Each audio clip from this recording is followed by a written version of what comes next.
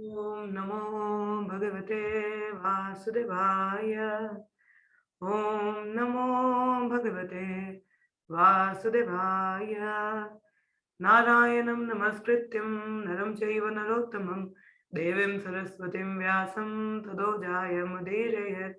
नष्टप्रायेषु भद्रेषु नित्यं भागवत सेवया भगवती उत्तमा श्लोके भवतद्भक्ति नष्टकी त्वयि। ओम अज्ञानतिमिरान्धस्य ज्ञानाञ्जनशलाकया चक्षुरुन्मिलितं येन तस्मै श्रीगुरुवे नमः। वंशकल्पतरुभ्यश्च कृपा सिन्धुभ्येव च पतितानां पावनेभ्यो वैष्णवेभ्यो नमो नमः। जय श्री कृष्ण चैतन्य प्रभु नित्यानंद श्री अद्वैत गदाधर श्रीवासदि गौर भक्तवृंद। हरे कृष्णा कृष्णा कृष्णा हरे हरे, हरे राम राम राम हरे हरे। नमो विष्णुपदाय कृष्णपृष्ठाय भूतले श्रीमते मुखां करोति वाचालं पंगुलं कीर्ते गिरिं यत्कृपातमहं वन्दे श्रीगुरुदन्तारिणं परमानन्दमाधवम्।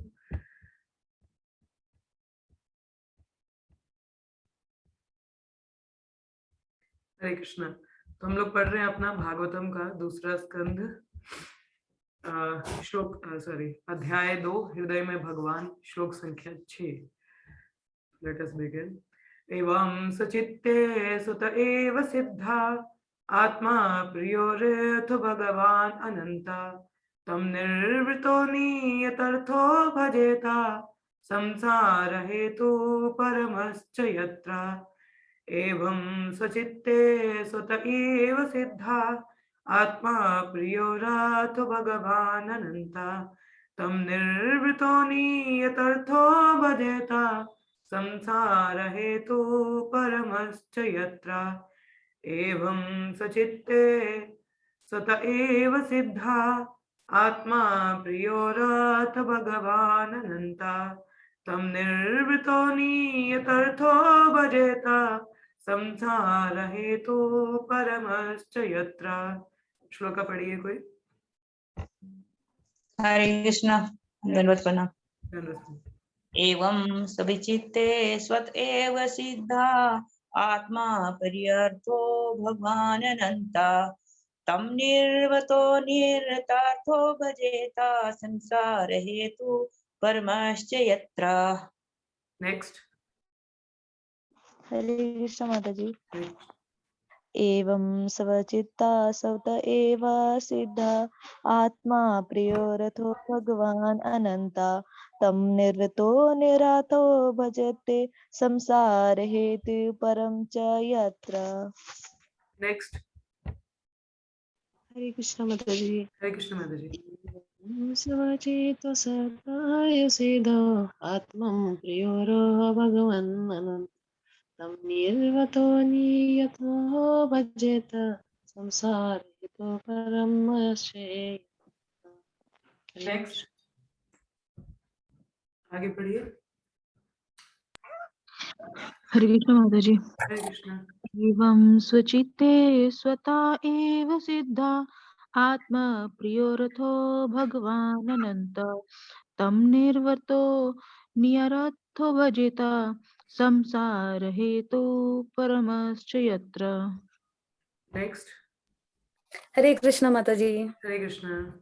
एवं स्वचित्ते स्वत एव सिद्धा आत्मा प्रियोर्थे भगवान अनंता तम निर्वर्तो नियतार्थो भजेता संसार हेतु परमश्च यत्र। सोनू माता जी पढ़िए। एवं स्वचित्ते स्वत एव सिद्ध आत्मा भगवान अनंतः तम निर्वर्तो नियतार्थो भजेत संसार हेतु परमश्च यत्र। धन्यवाद। अनुवाद हम लोग देखेंगे इसका। Hare Krishna. Word to word meaning.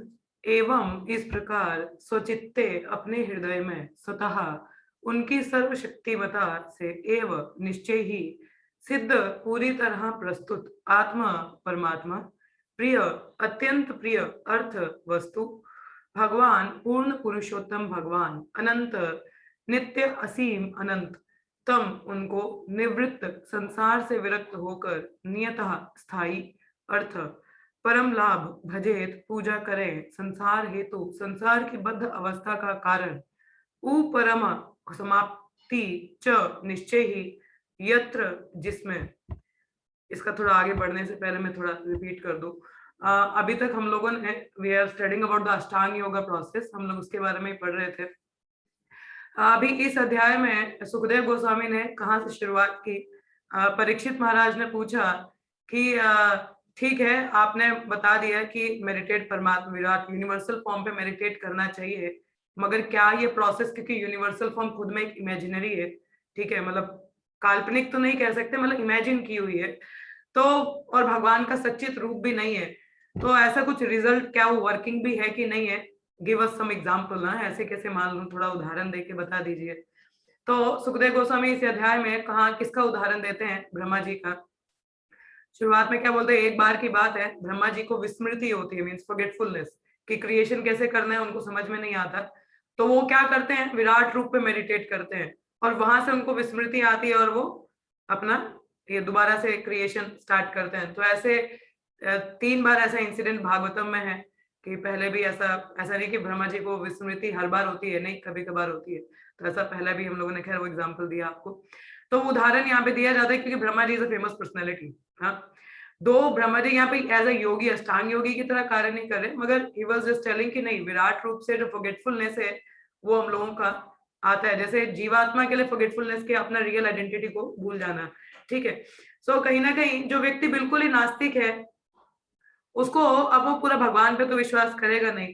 तो अगर इतना बोला जाए कि नहीं, आप कम से कम विराट रूप पे ही मेडिटेट करिए, भगवान का ऐसा रूप भी देखेंगे, तो क्या होता है, वो हर चीज को भगवान के संदर्भ में देखना शुरू करेगा। नहीं, अब जैसे विराट रूप का हमने डिटेल पढ़ा था, तो हर चीज को क्या है, उनसे रिलेट करके देखेगा, तो ही विल अंडरस्टैंड कि नहीं, मेरे से ऊपर कुछ है, तो ही विल कॉपरेट।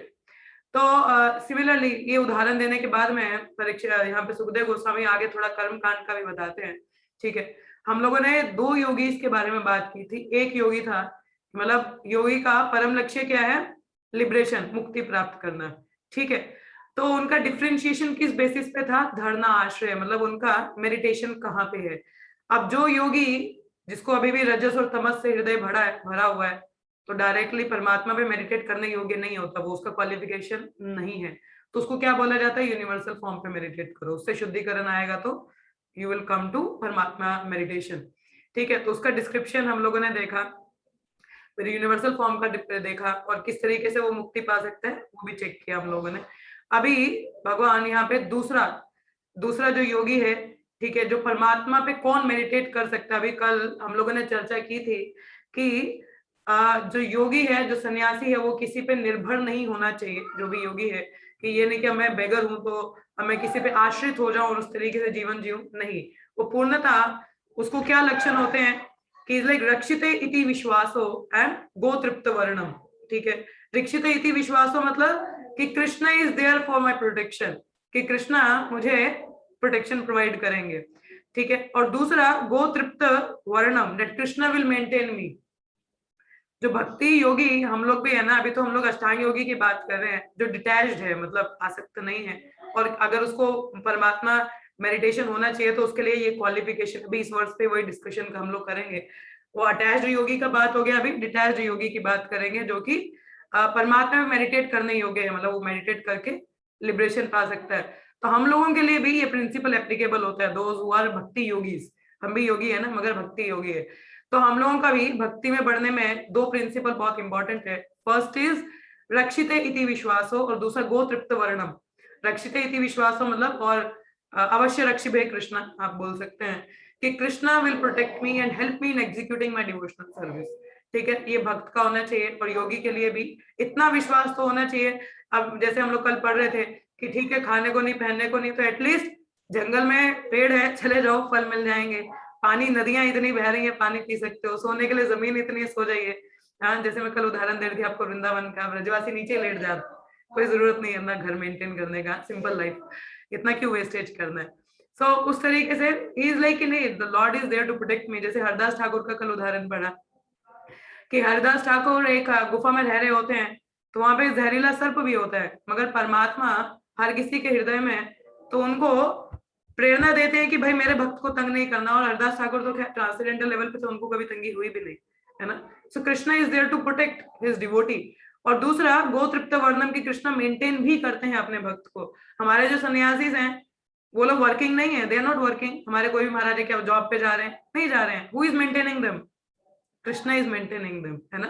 तो ऐसा जो व्यक्ति जिसका ऐसा विश्वास है वही ऐसा भक्ति में बढ़ सकता है। यहाँ बोलो कि योगी भी वही परफेक्शन अटेन कर सकता है। अब ये दो प्रिंसिपल है शरणागति के, कौन से? रक्षित इति विश्वासो और गोतृप्त वर्णम। ठीक है, अगर आपको नहीं याद रहा था प्लीज नोट इट डाउन। तो ये दो प्रिंसिपल है, मगर ये जो दो प्रिंसिपल है शरणागति के, ये कब किस व्यक्ति में आते हैं? जब वो चैतन्य महाप्रभु द्वारा दिए गए दो और प्रिंसिपल है उनको फॉलो करता है। कौन सा? अनुकूल से ही संकल्पो, प्रतिकूल से ही वर्जिता। कि जो मेरी भक्ति के लिए फेवरेबल है उसको एक्सेप्ट करना, और जो मेरी भक्ति के लिए फेवरेबल नहीं है उसको इमीडिएटली रिजेक्ट कर देना। ठीक है, जो व्यक्ति इन दो प्रिंसिपल्स को फॉलो करता है वो इस शरणागति के ये जो शरणागति के दो प्रिंसिपल अभी पढ़े, रक्षित इति विश्वास और गोतृप्त वर्णम, यहाँ तक भी पहुंच सकता है। जब तक हम लोगों का ऐसा नहीं है ना, हम लोग कुछ भी कार्य हाँ ठीक है कर लो, सोचते ही नहीं है कि भक्ति के लिए फेवरेबल है कि नहीं है, तो then we can not come to the stage of शरणागति। ये जो स्टेज है कि भगवान पे पूरा होना कि नहीं वो मेरे को प्रोटेक्ट करेंगे, मुझे मेंटेन करेंगे, ये शरणागति का स्टेज आता ही नहीं है। उसके लिए ये जो दो प्रिंसिपल चैतन्य महाप्रभु ने हमको दिए हैं, ये वाला कि जो फेवरेबल है अनुकूल से ही संकल्पो, प्रतिकूल से ही वर्जनम, कि जो मेरी भक्ति के लिए अनुकूल है उसको फॉलो करना, प्रतिकूल इज नॉट वेरी प्रतिकूल। ठीक है, तो प्रतिकूल, फेवरेबल, अनफेवरेबल चीजों को रिजेक्ट करना इमीडिएटली। जब ये दो प्रिंसिपल हम लोग अपनी भक्ति में फॉलो अप करते हैं तो अपने आप ये शरणागति की स्टेज भी आती है। तो यहाँ पे कौन सा योगी है? इसी योगी की बात हो रही है जो कि डिटैच्ड है, जिसका विश्वास है भगवान पे कि नहीं वो मुझे मेंटेन करेंगे, मेरी रक्षा भी करेंगे। ठीक है, जो इस शरणागति की स्टेज पे है वही व्यक्ति क्वालिफाइड है परमात्मा पे मेडिटेट करने के लिए। ठीक है, अभी हम लोग उसी का डिस्क्रिप्शन यहाँ पे हो रहा है। अभी हमारा दूसरा काइंड ऑफ योगी, उसका डिस्क्रिप्शन हम लोग पढ़ रहे हैं यहाँ पे। ठीक है, जो कि परमात्मा में मेडिटेट, डिटैच्ड है योगी, इसको कोई मटेरियल डिजायर नहीं है, and he has full faith that Lord is there to protect me. ठीक है, तो यहाँ पे क्या लिखा है? मनुष्य को इस प्रकार स्थिर होकर उनकी भगवान की सर्वशक्तिमता के कारण अपने हृदय में स्थित परमात्मा की सेवा करनी चाहिए। चूंकि वह सर्वशक्तिमान भगवान सनातन एवं असीम है, अतः वे जीवन के चरम लक्ष्य हैं और उनकी पूजा करके मनुष्य बद्ध जीवन के कारण को दूर कर सकता है। इसको मैं थोड़ा इंग्लिश में पढ़ दूं। क्या लिखा है? Thus being fixed मतलब ये जो पीछे हमने पढ़ा, किस तरीके से जो व्यक्ति नेचर पे डिपेंडेंट है, पैरासाइट की तरह किसी और व्यक्ति पे नहीं। पैरासाइट क्या होता है? किसी पेड़ पे जाएगा बस उसी को अपना घर बना लेगा, भाई तू खिला मेरे को। हाँ, जो सन्यासी जो भक्त है, सन्यासी वैसा नहीं जीता। हाँ, उसका पूरा फेथ कहाँ होता है? भगवान पे। Lord is there to protect me, वो मुझे मेंटेन करेंगे। और नेचर पे डिपेंड है वो, ये नहीं कि किसी व्यक्ति विशेष पे या गृहस्थ पे निर्भर नहीं है कि ये मेरा मेंटेनेंस करेगा, नहीं। हाँ, पूरा नेचर पे डिपेंड है, नेचर से पानी लेगा, फल लेगा, everything is in the nature. और इस तरीके से डिटैच्ड होके, ठीक है, डिटैच होना कि आप इतना बड़ा बंगला नहीं बनाना है, नहीं है। सिंपल किस पे निर्भरता है? भगवान पे निर्भरता है, प्रकृति पे, प्रकृति के निर्भर होके वो कार्य कर रहा है। ऐसा व्यक्ति फिक्स्ड होके अपना धारणा क्या है उसका? जो जनरल फॉर्म हम लोग मेडिटेट करते हैं उस पर फिक्स्ड होके क्या है? ध्यान समाधि की स्टेज तक पहुंचते हो। ध्यान और समाधि मतलब जब धारणा आश्रय है, जब इस तरह से, ऐसा नहीं कि योगी यम नियम आसन प्राणायाम प्रत्याहार ये फॉलो करने के बाद जब धारणा स्टेज परमात्मा आती है तो इमीडिएटली इस व्यक्ति के हृदय में परमात्मा मैनिफेस्ट होते हैं। ठीक है, और ये नहीं कि एक बार स्पॉन्टेनियसली उसको परमात्मा के दर्शन होते हैं। ऐसे योगी को जो फिक्स्ड है, वह किसी पे निर्भर नहीं है, पूर्ण शरणागति कहाँ है? भगवान पे। और ऐसा योगी स्पॉन्टेनियसली भगवान उसके हृदय में मैनिफेस्ट होते हैं और उनको वो दर्शन कर पाता है, और ऐसा व्यक्ति अपने जो जीवन का लक्ष्य है उसको प्राप्त कर पाता है। ठीक है, अभी जैसे पीछे कई प्रलोभन भी देखे हम लोगों ने कि स्वर्ग मिल जाएगा, ये मिल जाएगा, वैसा नहीं। मेन गोल इज लिबरेशन, मतलब एटलीस्ट इट्स अ गुड कि लिबरेशन चाहता है व्यक्ति। भक्ति योगी के लिए तो प्रेम, भगवत प्रेम है, मगर योगी के लिए तो मुक्ति है ना, तो उसको वो इसको अटेन कर पाता है परमात्मा पे मेडिटेट करके। व्हेन ही इज डिटैच्ड और पूरी तरह भगवान पे शरणागत है। He is the ultimate. By worshipping him, one can end the cause of the conditioned state of existence. ये देखिए, ये स्टेटमेंट बहुत इंपॉर्टेंट है। क्या लिखा है? By worshipping him, किसको वर्शिप करके? परमात्मा, क्योंकि योगी की बात हो रही है, अष्टांग योगी की, तो परमात्मा पे मेडिटेट करके one can end the cause of conditioned state of existence. अब हमारा conditioned state क्या है? ठीक है, अब जैसे आपको एक उदाहरण दें हम लोग, एक व्यक्ति अपने ऑफिस गया होता है, ऑफिस से घर आ रहा होता है, ठीक है, रास्ते में उसके जूते में कहीं मल लग जाता है, शिट किसी का मैं, तो दुर्गंध आती है ना उसमें से, उसको समझ ध्यान में नहीं होता, वो अपने घर पहुंचता है, तो घर आता है तो लोग कहते हैं अरे बहुत बदबू आ रही है तुमसे, पर एटलीस्ट उससे बदबू नहीं आ रही होती, उसके जूते से बदबू आ रही होती जहाँ पे वो गंध लगा होती। उसी प्रकार से जीवात्मा शुद्ध है, वो दूषित नहीं है, प्योर है, परंतु प्रकृति के इन 3 गुणों के प्रभाव में आके वो दूषित हो जाती है, कंटेमिनेटेड। तो हमारे हृदय में क्या है? काम, क्रोध, मोह, मत्सर, ये सारी अविद्या। इसका मेन कारण क्या है? अविद्या। अविद्या मतलब परमानंद स्वरूप विस्मृति, मतलब हमारा जो स्वरूप है उसकी विस्मृति होना, मतलब forgetfulness of our real constitutional position. तो ये आप साइकिल देख पा रहे हैं यहाँ पे, हरि बोल, ये साइड वाला जो चार्ट है, ठीक है। पहला कॉज क्या है हमारा सफरिंग का? ये कौन सी सफरिंग की बात हो रही है कि क्या किससे मुक्त हो सकते हैं हम लोग मेडिटेट करके? पहला हमारा कॉज बॉन्डेज का भौतिक जगत में क्या है? अविद्या। अविद्या किस चीज की अविद्या? कि हम ये नहीं जानते कि मेरा कॉन्स्टिट्यूशनल पोजीशन क्या है, ठीक है, what is my constitutional position. हम लोग ये भूल जाते हैं कि I am the part and parcel of Krishna, हमें के तो भगवान का अंश, उनकी सेवा करने, ये भूल जाते हैं हम लोग। तो इग्नोरेंस है, ठीक है, हम अपने आप को ये ध्येय समझ लेते हैं, अपने आप को ये मटेरियल बॉडी समझेंगे तो मटेरियल डिजायर्स आएंगे, तो जिसको कहते हैं बीज। तो पाप करने की प्रवृत्ति कहाँ से शुरू होती है? अविद्या के कारण, जिसमें हमारे हृदय में सिंफुल डिजायर्स होती हैं, और उन सिंफुल डिजायर से फिर हम सिंफुल एक्शन, पाप करते हैं, और उस पाप से फिर प्रारब्ध, अप्रारब्ध, ऐसे कर्म हमारे बनते हैं, ठीक है। अप्रारब्ध हो गए, प्रारब्ध कर्म हो गए, जिसको इमीडिएटली हमको सफरिंग मिल जाता है, और अप्रारब्ध जो पड़े रहते हैं फिर कभी ना कभी तो मैनिफेस्ट होंगे, तो फिर उनको हम भुगतते हैं। तो ये साइकिल ऐसे चलता जाता है। तो ये किसका साइकिल है? ये कंडीशनड जीवा का, जो व्यक्ति कंडीशनड है भौतिक जगत में, ठीक है। क्या है ये? आप लोगों ने hopefully you noted it down. तो क्या है? सबसे पहले अविद्या होती है हम लोगों का, ठीक है, कि हम ये शरीर हैं, जिसके कारण भौतिक इच्छाएं हमारे हृदय में होती हैं, और उन भौतिक इच्छाओं के कारण हम सिंफुल एक्टिविटी करते हैं। भगवत गीता में भगवान बताते हैं कोई भी कार्य जो मेरे लिए नहीं किया जाता, हाँ, जैसे भगवान इंस्ट्रक्शन देते हैं, यद करोसि यद अस्नासि यद जुहोसि ददाति सत्, हाँ, मेरे लिए सारे कार्य करो, यज्ञ करो, जो भी करते हो मेरे लिए करना चाहिए, और जो कार्य उनके लिए नहीं होता वो पाप बनता है। जैसे हम अगर कोई भोजन भगवान को बिना अर्पण किए खाते हैं तो वो भी पाप खाते हैं हम लोग। So any activity that doesn't leads to Krishna consciousness, जो कृष्ण भावनामृत की ओर नहीं लेके जाती, वो पाप की ओर बढ़ती है, ठीक है। तो इस तरीके से व्यक्ति क्या करता है? भौतिक इच्छाएं, सिंफुल डिजायर, पाप कर्म, और उससे प्रारब्ध, अप्रारब्ध, कईयों का भुगतान हम अभी कर रहे होते हैं और कईयों का भुगतान कई जन्मों बाद करेंगे। तो ये साइकिल चलता रहता है, अनएंडिंग साइकिल। तो इसको खत्म करने के लिए क्या तरीका है? It's not easy to end this cycle of karma. इसको खत्म करना इतना आसान नहीं है। हम बोलोगे हमें तो कष्ट हो रहे हैं, आप बोलोगे हमने तो अभी कुछ कष्ट किए ही नहीं थे, भाई पिछले तो पाप किए हैं, उसका भुगतान अब करो, हाँ। तो जिसकी वजह से हम भुगतान करते हैं, तो इसको खत्म करने का एक ही तरीका है, और वो क्या है? यहाँ पे योगी की बात हुई तो why meditating on the supreme person, वो परमात्मा में मेडिटेट कर रहा है। और ये भक्ति योगी के लिए क्या तरीका है? भगवान पे भक्ति करना, मतलब उनका मेडिटेशन करना या डिवोशनल सर्विस में एंगेज होना इज द बेस्ट प्रोसेस। जैसे परीक्षित महाराज ने सुखदेव गोस्वामी से पूछा था कि अब मैंने पाप किए तो उसका प्रायश्चित करना बेहतर है, कर लेना चाहिए।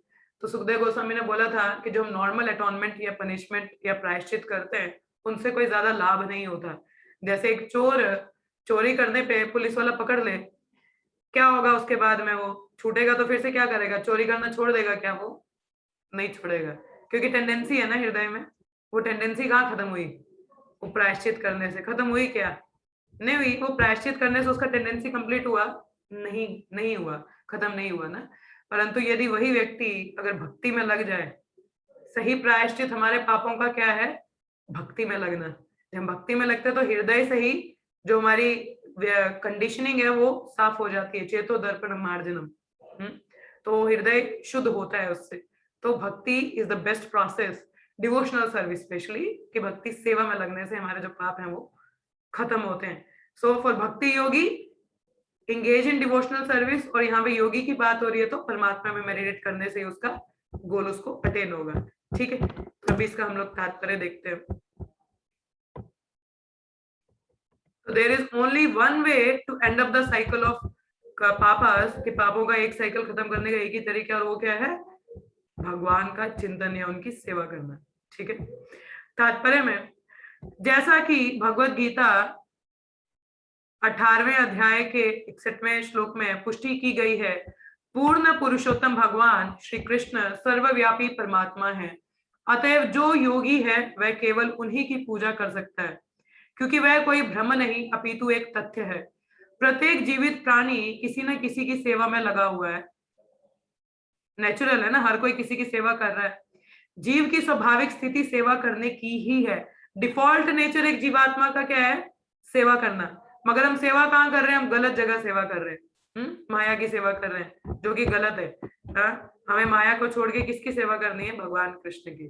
ठीक है, जीव की स्वाभाविक स्थिति सेवा करने की है, किंतु माया के वातावरण में या अस्तित्व की बद्ध अवस्था में बद्ध जीव भ्रम की ही सेवा करने की सोचता है।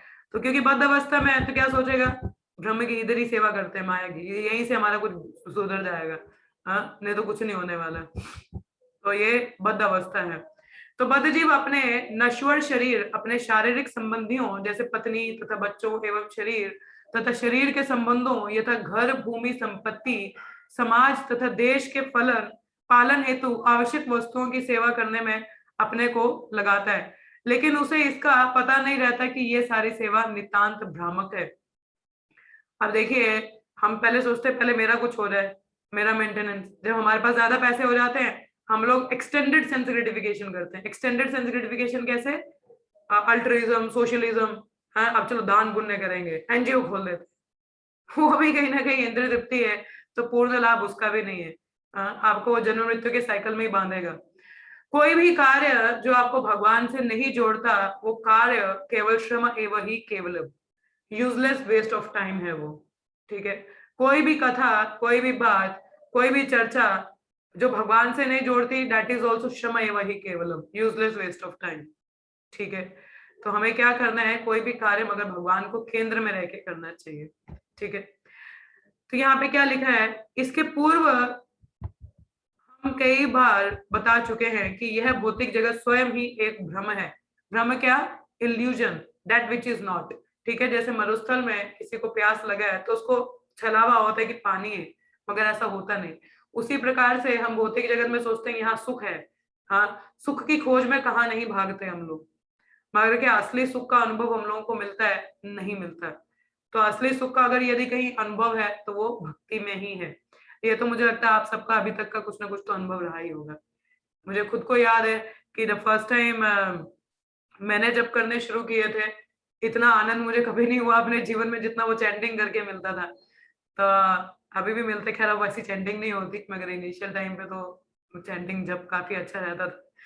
तो अभी भी प्रयास करते हैं वैसा जब होने के लिए, परंतु उस समय का जो आनंद था, मतलब कहने का अर्थ ये है कि हम सबकी कुछ ना कुछ अनुभूति रही है कि भक्ति में कोई लेना देना, कोई सेल्फिशनेस नहीं है, उसके बावजूद भी इतना आनंद मिलता है। तो असली सुख यही है, कहीं और नहीं है।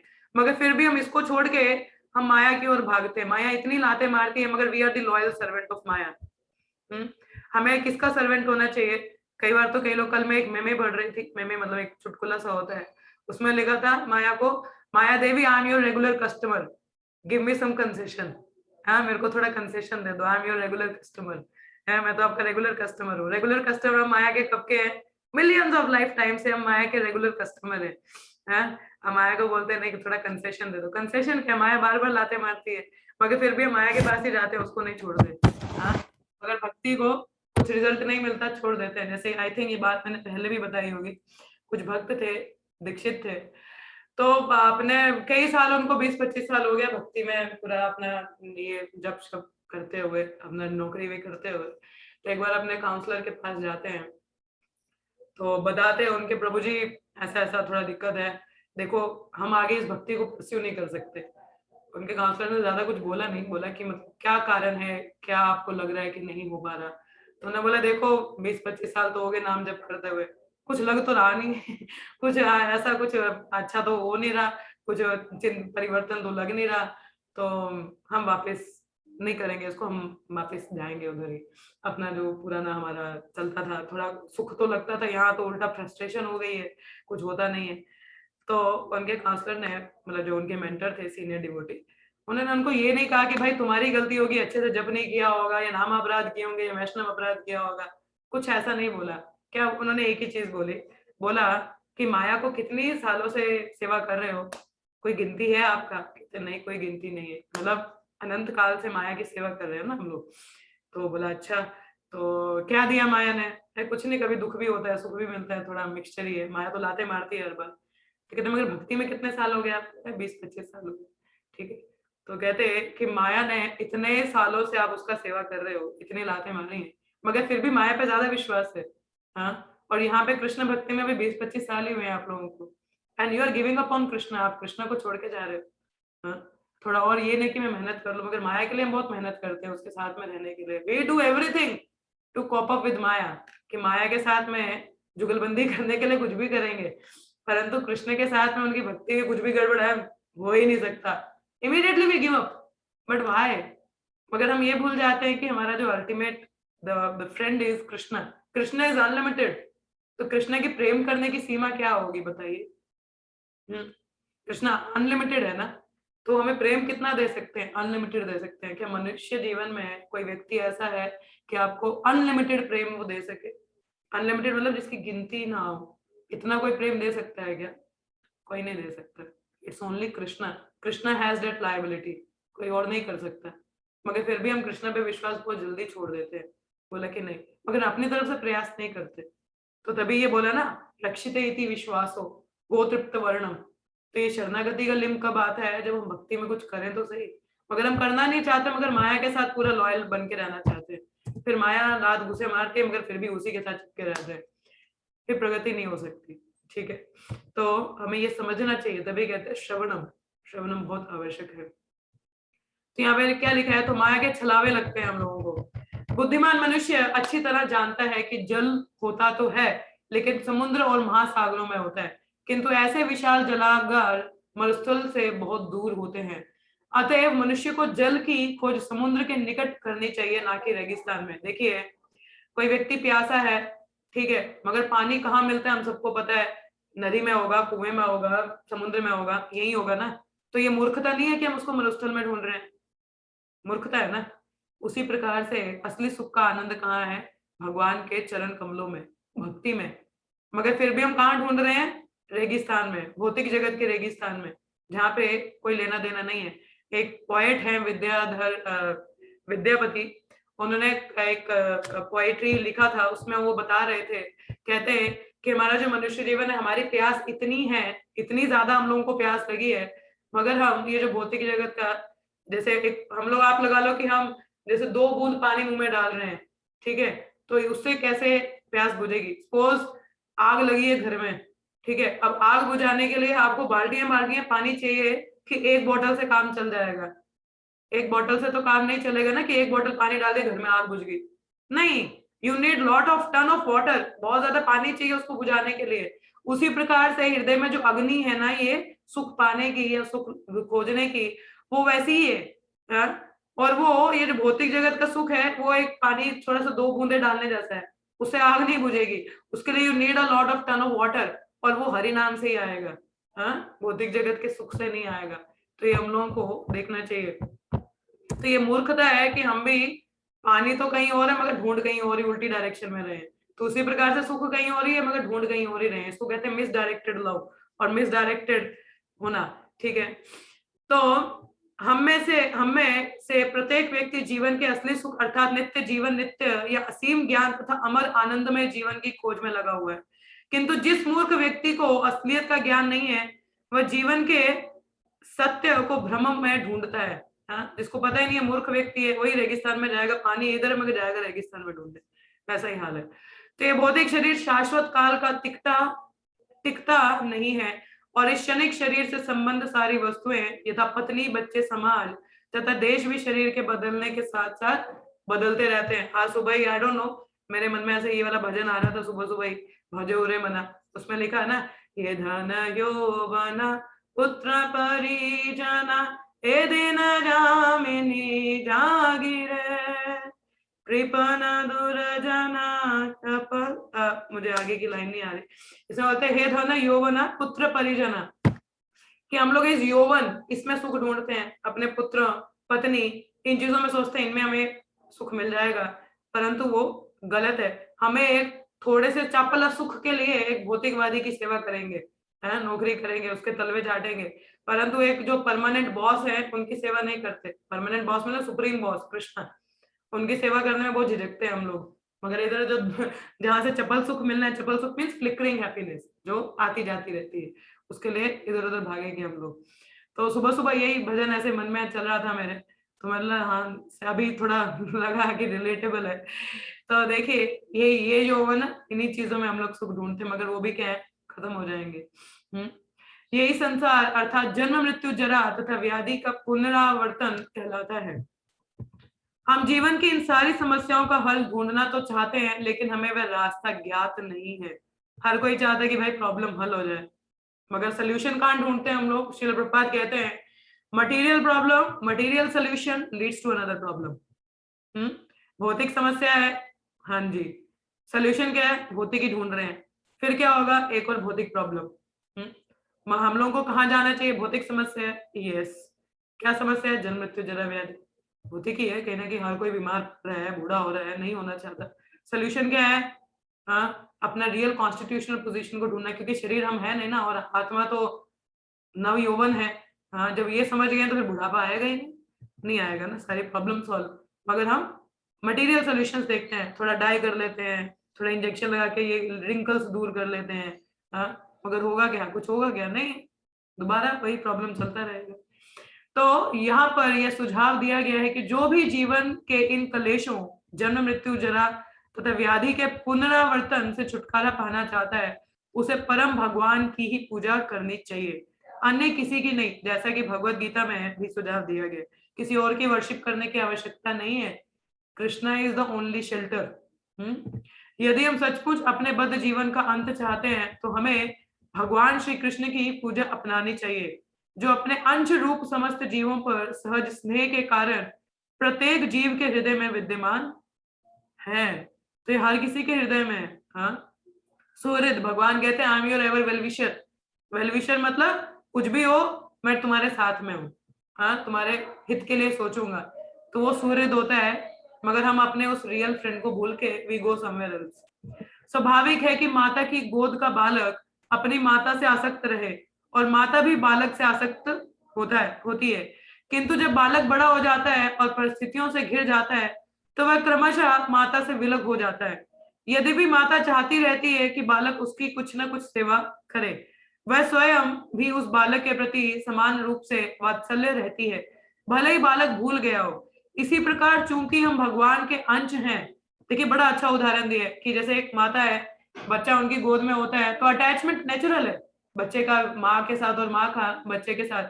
मगर जैसे जैसे बच्चा बड़ा होता है, जिम्मेदारियां हैं, घर परिवार इधर उधर, अब बहुशाखा हो गया ना, वो बहुशाखा ना मतलब मेरे रिश्तेदार, मेरी पत्नी, मेरे बच्चे, मेरे कलीग, मेरा ऑफिस, बड़ा कुछ है, माता को भूल जाता है वो।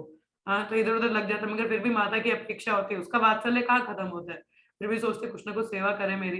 परंतु बच्चा क्या होता है, भूल गया होता है, वो अपनी ही दुनिया में मगन है, किसी और ही दुनिया में।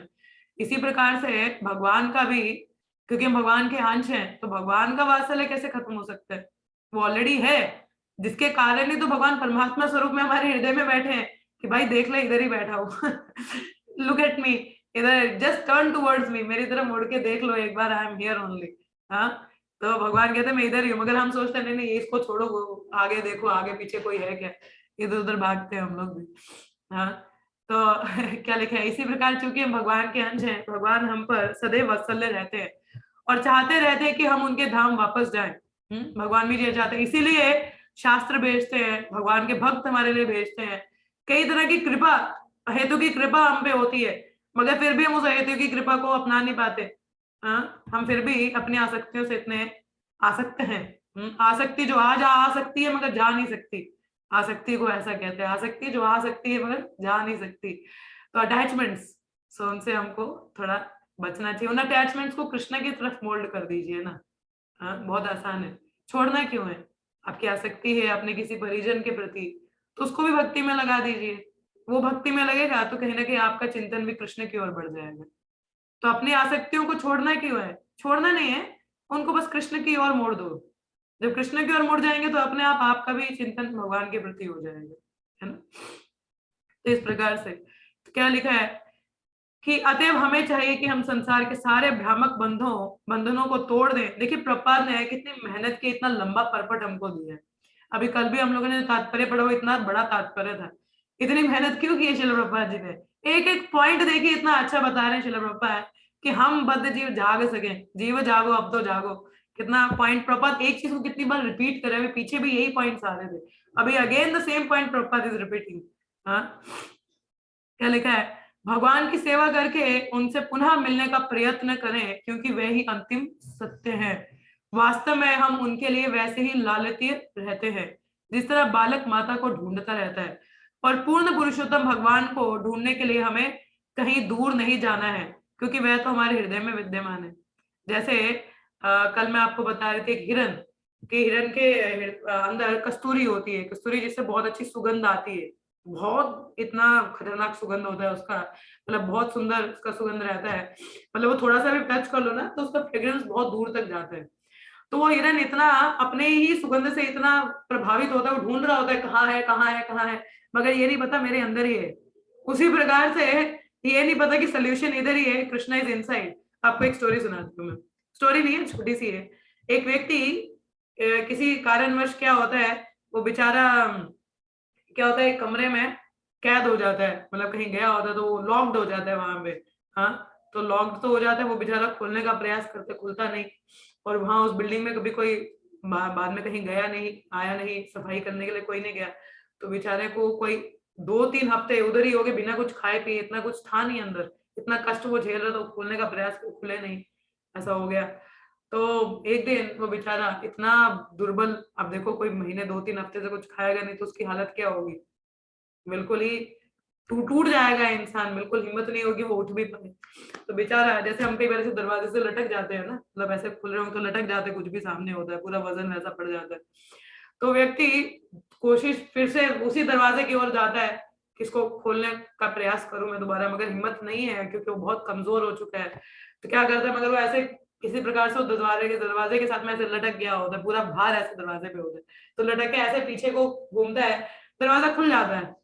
एक्चुअल में वो दरवाजा खुला ही हुआ होता है, मगर वो व्यक्ति कहाँ को खोल रहा होता है? बाहर की तरफ। अब बाहर की तरफ दरवाजा कैसे खोलोगे बताओ? दरवाजा कहाँ को खुलता है? अंदर की तरफ, है कि नहीं? अब बाहर की तरफ आप खोलोगे तो लॉक्ड नहीं भी होगा तब भी लॉक्ड ही लगेगा, है कि नहीं? तो व्यक्ति वो 2-3 हफ्तों से वो बस बाहर की ओर धकेल रहा था दरवाजे को, ये नहीं कि अंदर की ओर मैं खोल लूं। उसी प्रकार से हम भी मूर्खतावश सुख बाहर की ओर ढूंढते हैं, ये नहीं कि अंदर है तो वहां हम लोग ढूंढ लेना। तो वह ये तो उस तरह से स्टाफ होता है, सफरिंग तभी आती है। तो ऐसा ये कथा सचिनंदन महाराज ने अपने लेक्चर में बताई थी एक बार। तो उसी प्रकार से यहाँ पे है कि कृष्ण भगवान अंदर है हमारे परमात्मा रूप में, मगर उनको हम लोग नहीं देख पाते। तो यहाँ पे क्या लिखा है, तो इसका अर्थ यह नहीं है कि हम पूजा स्थलों पर या यथा मंदिरों, गिरजाघरों या मस्जिदों में ना जाएं। इसका मतलब ये नहीं है बोले परमात्मा तो सबके हृदय में जी हम पूजा नाम ले लेते हैं, नहीं नहीं, मंदिर जाना आवश्यक है। पूजा के ये पवित्र स्थल भी भगवान से युक्त होते हैं क्योंकि भगवान तो सर्वव्यापी है। सामान्य व्यक्ति के लिए ये पवित्र स्थान ईश विज्ञान सीखने के केंद्र हैं। तो हमारे लिए ये क्या है? प्रभुपाद कहते हैं the ISKCON is an institution where you go and learn how to worship Krishna and how to establish relation. तो हमारे जो मंदिर है वो क्या है? वो इंस्टीट्यूशन है जहां हमको शिक्षा मिली जाती है कि भगवान के संबंध कैसे स्थापित करना है, कैसा सेवा हमको करना है। तो जाना जरूरी है ना, किसी भी स्कूल में टीचिंग के लिए तो जाना पड़ता है, ये नहीं घर में बैठ के पुस्तकें पढ़ लो, नहीं, आवश्यक है मंदिर में जाना, ठीक है। तो जब मंदिर कर्म शून्य हो जाते हैं तो लोगों की रुचि ऐसे स्थानों में नहीं रह जाती, जिससे सामान्य जनता धीरे धीरे ईश्वर विहीन हो जाता है अब, और ईश्वर विहीन सभ्यता का उदय होता है। ऐसा नारकीय सभ्यता से जीवन की समस्याओं की कृत्रिम और तौर पर बढ़ोतरी होती है और लोगों को जीवन दुभर हो जाता है।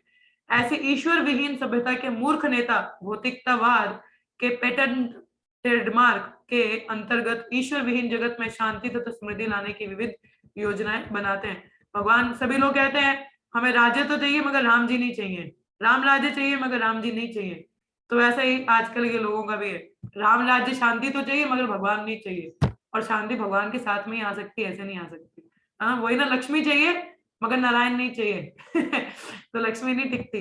तो ऐसे ही, क्योंकि ऐसे प्रयास भ्रामक ही होते हैं, अतएव लोग एक एक करके अयोग्य अंधे नेताओं को चुनते हैं। तो हम भी कि हमारी इंद्र तृप्ति, हम तो वैसे नेता को चुनेंगे जहां से इंद्र तृप्ति हो।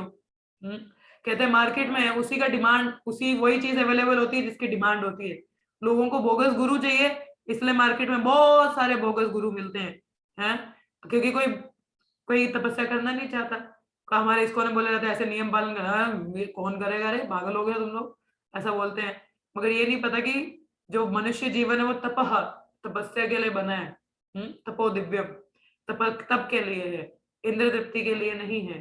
ठीक है, तो ऐसा मूर्ख लोग नहीं समझते।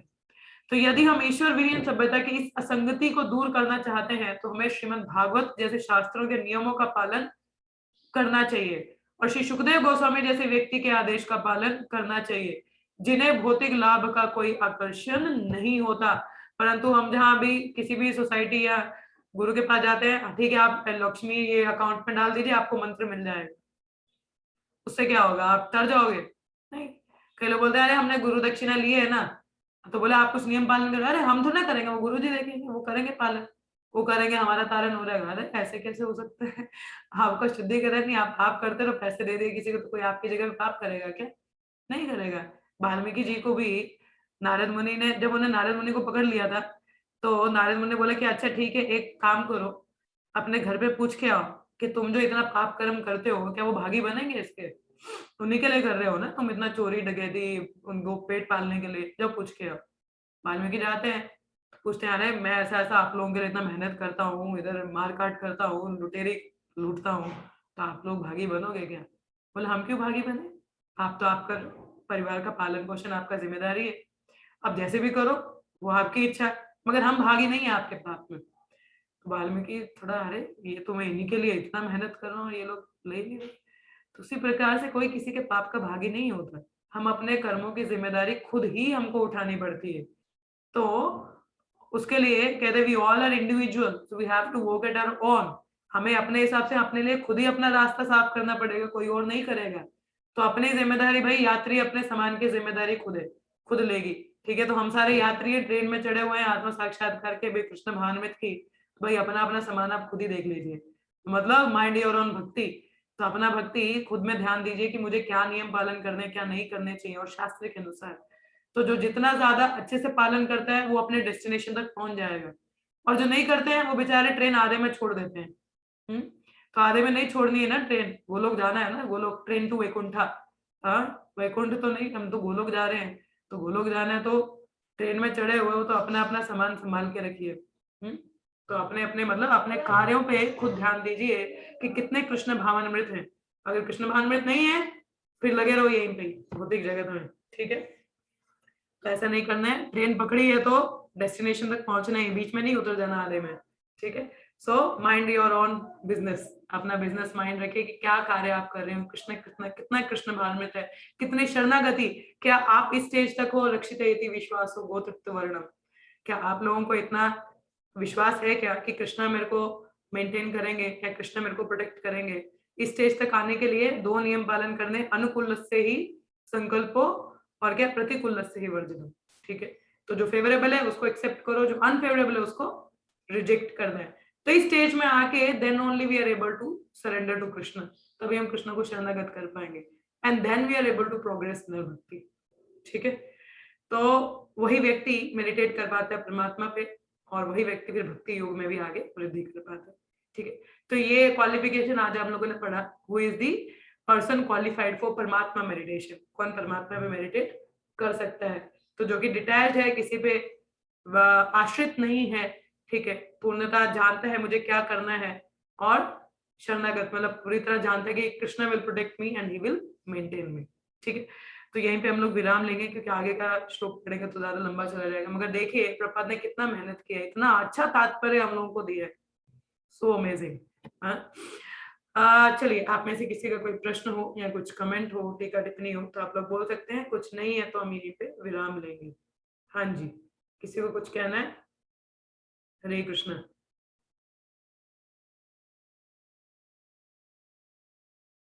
एनी क्वेश्चंस और कमेंट्स? कुछ कहना है किसी को? नहीं कहना है? इतना सुंदर तात्पर्य था प्रभुपाद का, कुछ नहीं बैठा दिमाग में?